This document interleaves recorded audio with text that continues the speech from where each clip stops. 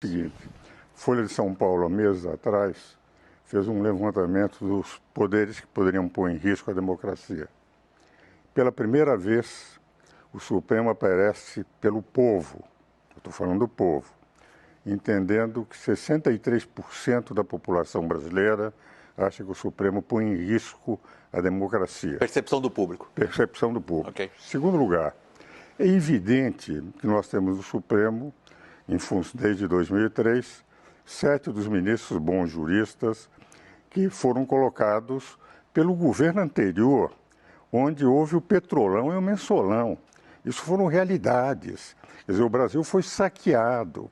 A Petrobras teve que pagar uma fortuna lá fora por aquilo que, enfim, sei que não era o governador Tasso, mas houve todo um esquema de assalto à nação.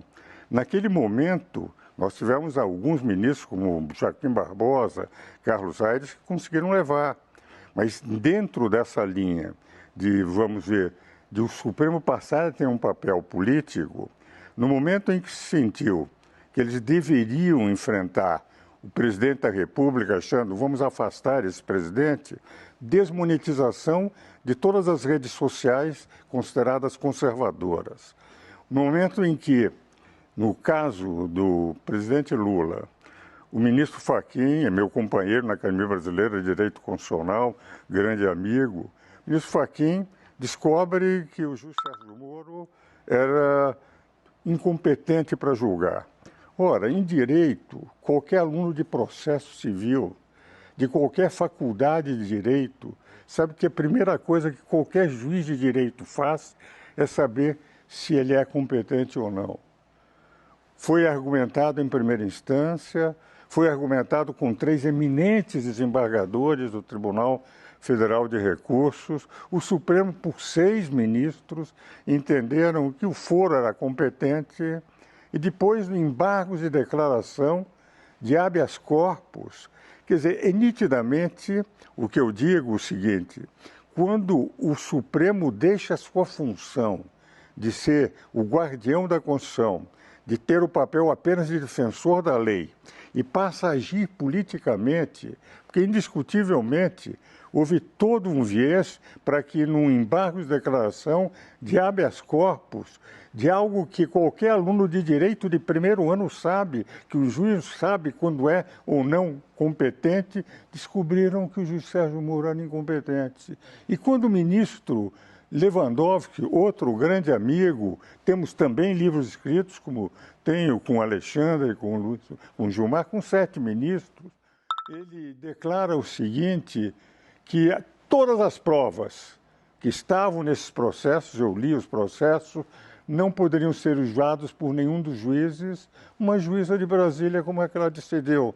Absolva o presidente Lula e mais 8 pessoas, porque eu não posso usar aquelas provas que eu poderia utilizar nesse processo. O que vale dizer é essa interferência sem demérito nenhum para a capacidade e idoneidade dos ministros, mas no momento que eles se transformaram em agentes políticos, uma espécie de maior partido da oposição, a oposição perde aqui, corre para o Supremo e tem imediatamente todos os seus.